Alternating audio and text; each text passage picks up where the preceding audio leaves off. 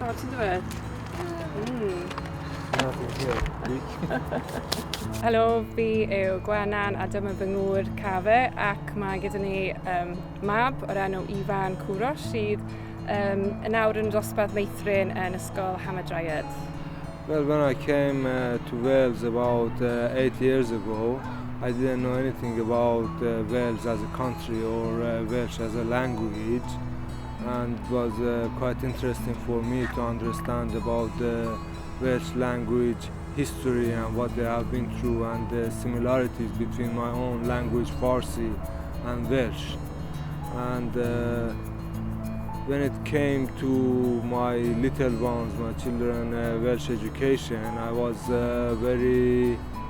proud for them to have their own language in their own country, and it was part of their identity to learn Welsh. I was very excited for them to go to Welsh school and to be part of the community. And I was very proud of them to be able to speak Welsh and also speak Farsi with me because when they are in home they speak Farsi with me and they speak Welsh to my wife, and it was a mixture of different feelings for me, but mainly very excited and proud of them up to now. Wel, oedd e'n dewis naturiol i fi, gan fod fi wedi bod trwy addysg cyfrwng Gymraeg fy hun, ond dwi'n credu o'n i'n teimlo'n hynod falch bod ni wedi symud mewn i ardal amlddiwylliannol yng Nghaerdydd, lle oedd yna ysgol newydd sbon Gymraeg oedd hefyd yn lleol iawn i ni. Felly, teimlad cyffroes iawn bod fy rhantu yn cael y fraint o bod yn rhan o'r siwrne i dysgu Cymraeg a gobeithio cael yr un profiadau cadarnhaol a ges I. If you are a parent who thinks about the Welsh education, I would say that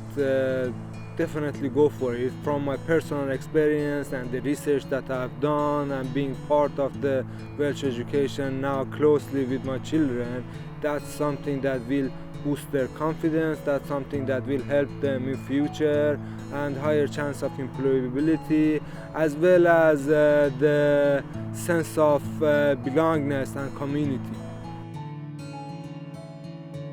Mae'r ymchwil yn dangos does dim anfanteision i siarad sawl iaith yn y cartref neu wrth gwrs mewn addysg a dim ond mantais yw mantais i'r ymenydd, datblygiadau cymdeithasol, felly byddwn ni hefyd yn annog i bawb i ystyried addysg Cymraeg fel opsiwn pwysig iawn i'w plant nhw o ran byw yng Nghymru yn sicr, ond hefyd o ran datblygiad unigolyn yn cymdeithasol y plentyn hefyd.